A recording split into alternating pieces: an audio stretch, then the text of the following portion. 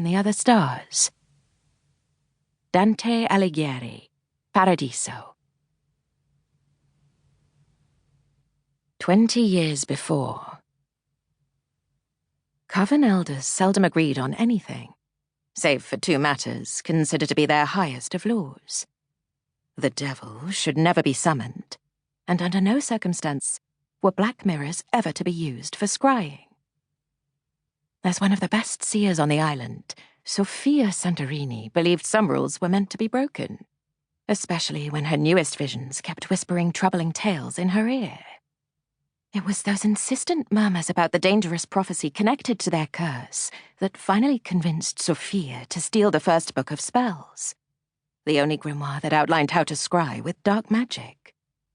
The fate of the coven might very well depend on her actions, sanctioned or not. Though, at the last meeting, the council hadn't sounded quite so grim. They didn't need to. Sophia had sensed the shift of magic the way birds felt the turning of the season, listening to that innate warning to fly away, to survive. A violent storm was gathering on the horizon. She had no wings, and even if she did, Sophia refused to flee without her family. Breaking 2 rules to potentially save dozens of witches seemed like the right thing to do. Any information Sophia could gather about the curse before either the wicked or the feared took their revenge would only benefit their coven. Surely the elders would understand. Placing the black mirror on the floor in Death's Temple, along with a foil-stamped spellbook, she gathered her skirts and knelt before the objects.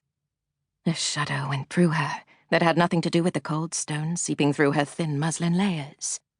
She stared into the forbidden mirror, its inky surface reminding her of the still waters of a lake she'd once visited to collect freshwater stones for her spells. Except this surface didn't have any soothing moonlight shimmering overhead, blessing her path. In fact, it seemed to devour any light that dared to touch it.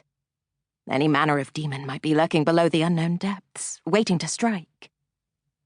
She exhaled the fear away.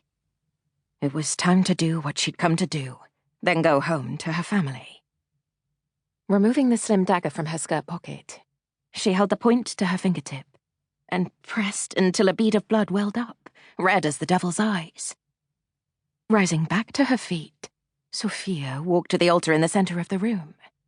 One didn't perform magic in a goddess's temple without first paying tribute.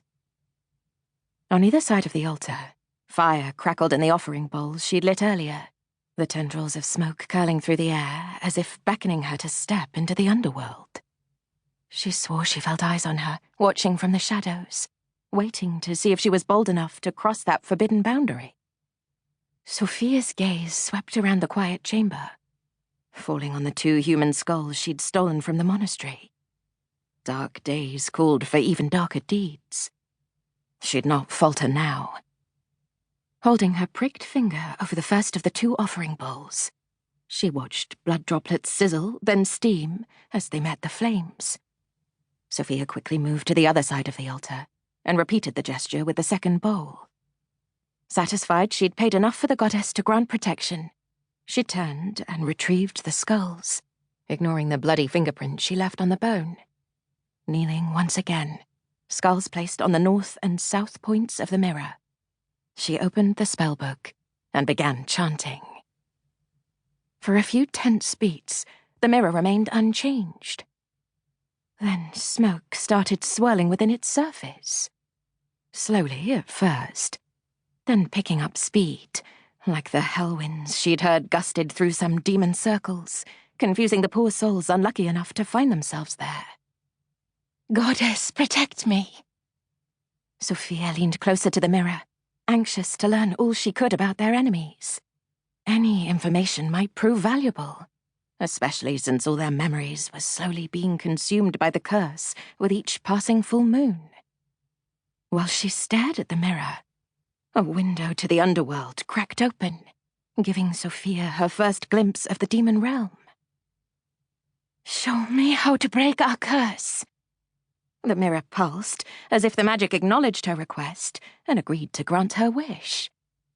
In place of the smoke, strange images began flickering over the darkened glass.